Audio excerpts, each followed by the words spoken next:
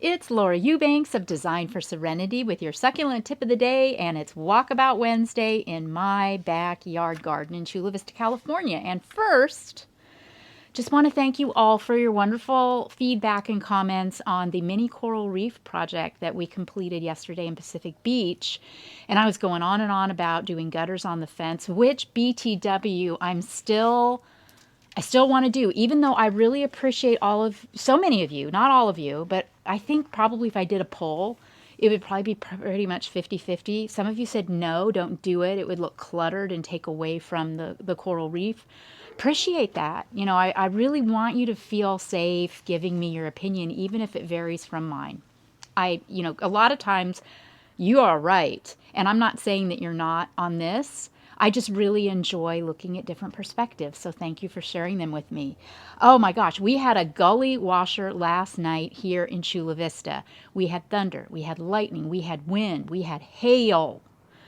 So I'm a little concerned about what we're going to find in the garden. As you know, some succulents are very tender and can get hail damage, like my attenuata variegata.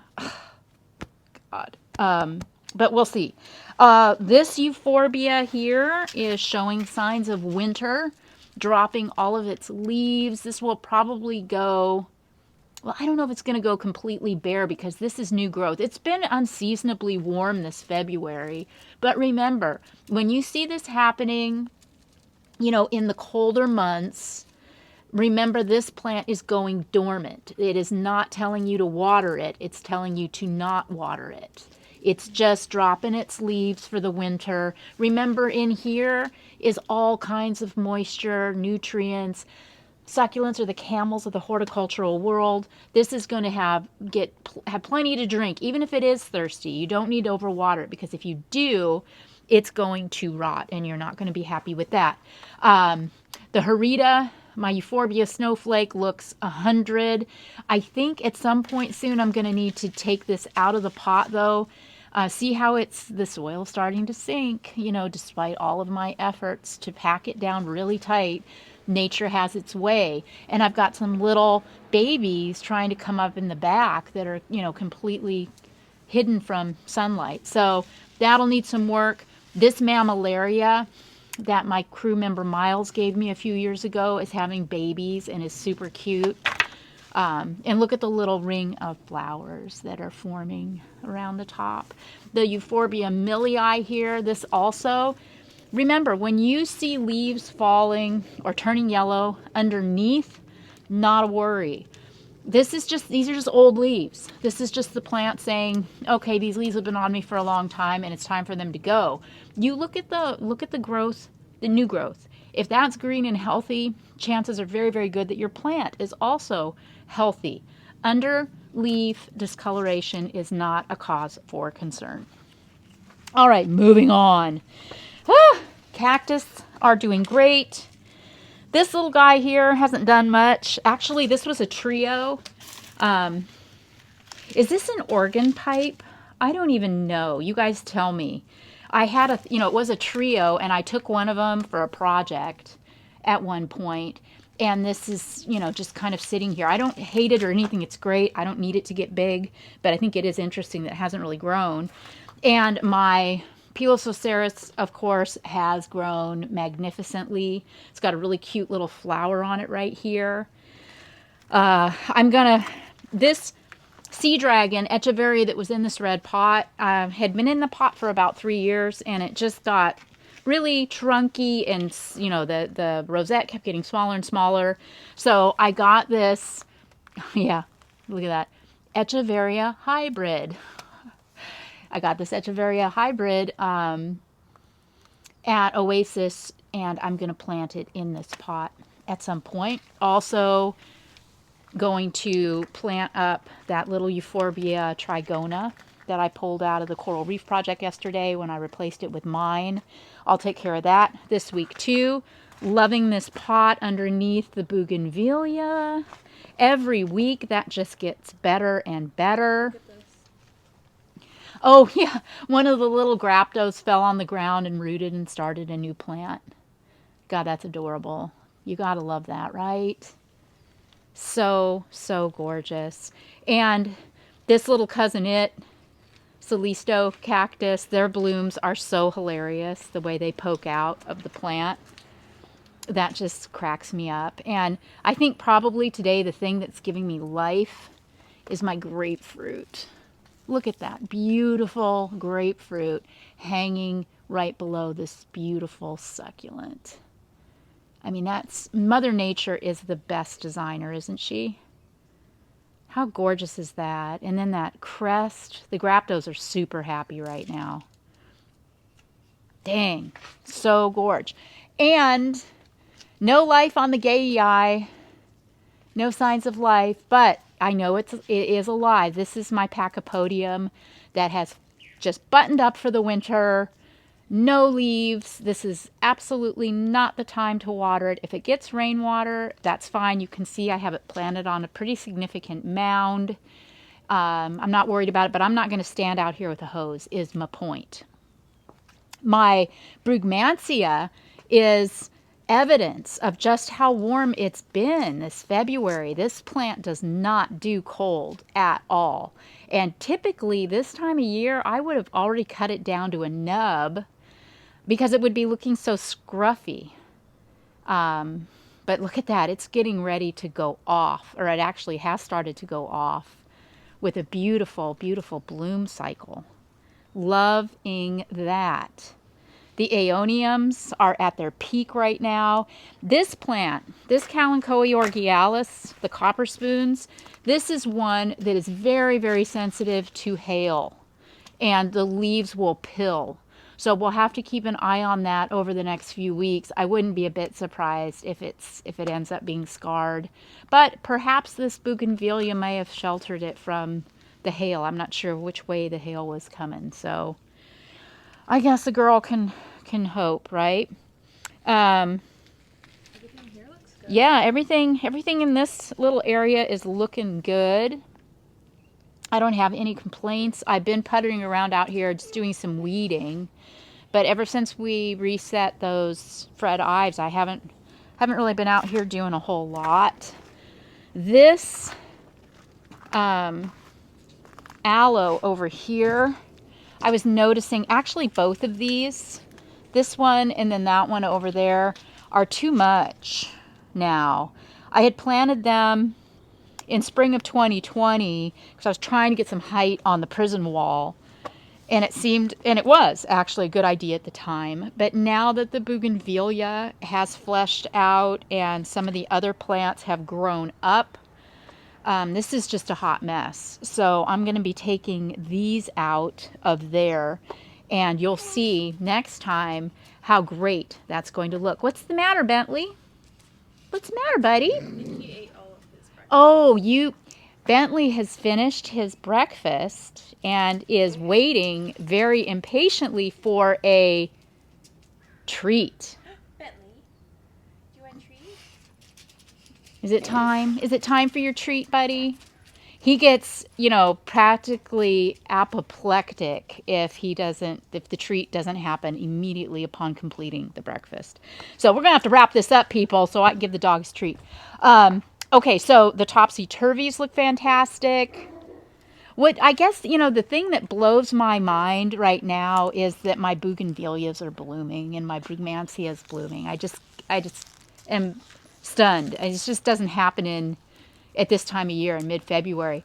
The alobanzii back there that we've been experimenting on, I've been cutting dead wood out of it and branches off of it.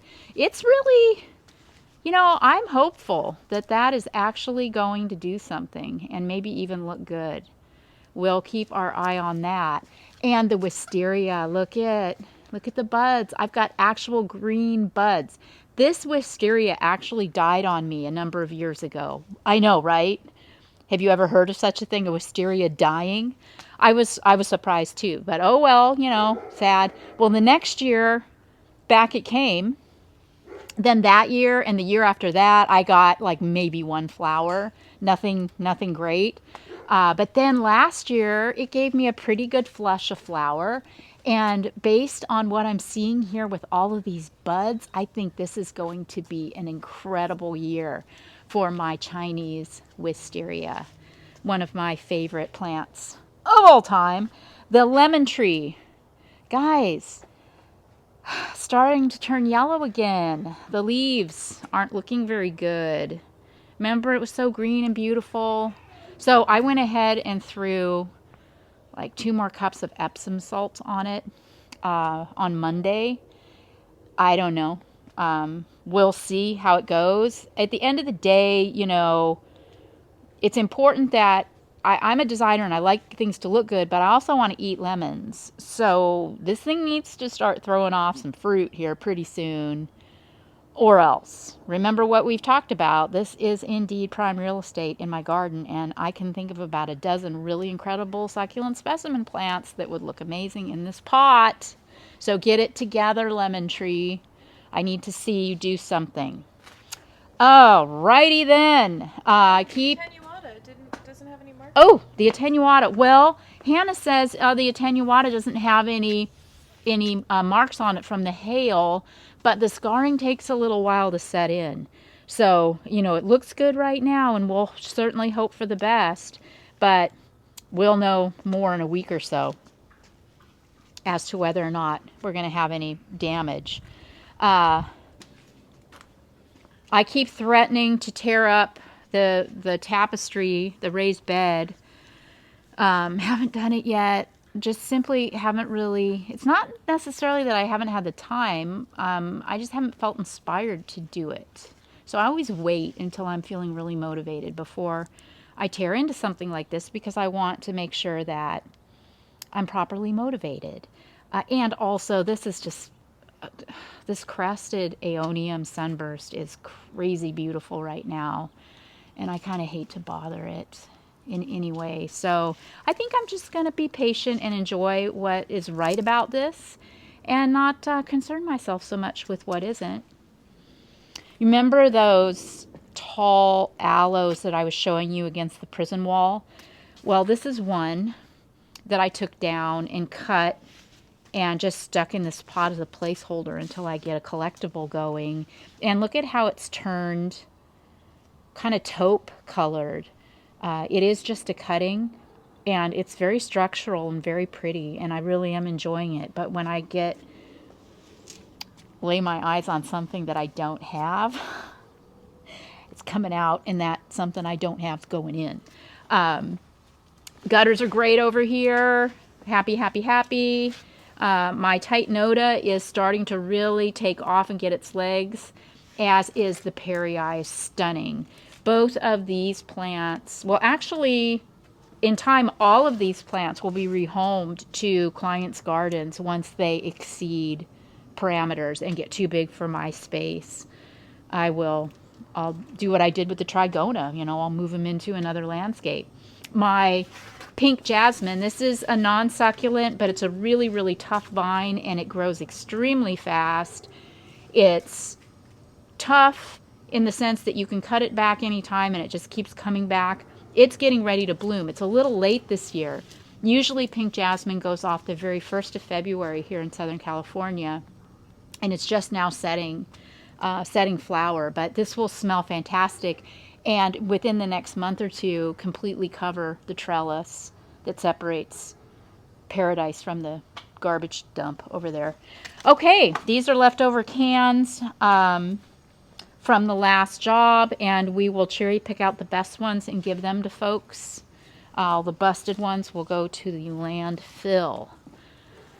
What else? What else? What else? Oh, the freesia is getting ready to bloom too. Everything's getting ready to bloom. This is so exciting. Look at that. I didn't even notice this yesterday, but look at all of that. Once these bloom, I'm going to try to dig in there and get them out again. You say that every year. I say it every year, and I do try. The bulbs are so small.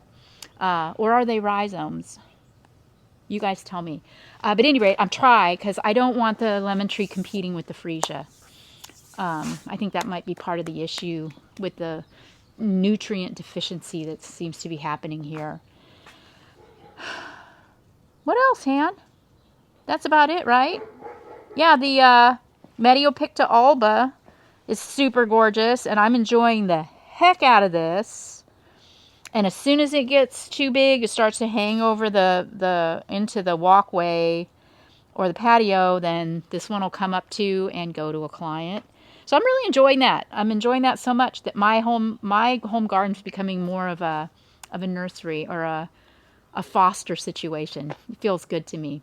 So thank you all so much for joining me on Walkabout Wednesday. Remember, this is Love Month. February is Love Month. We've got our Love is in the Garden merchandise up in the shop. It will be coming down at the end of the month. So be sure and get yours while it's hot. Thanks so much again for all of the love, all the comments, all the support. I really, really appreciate you. This has been Laura of Design for Serenity in my back garden with your Walkabout Wednesday. Have a great day, guys.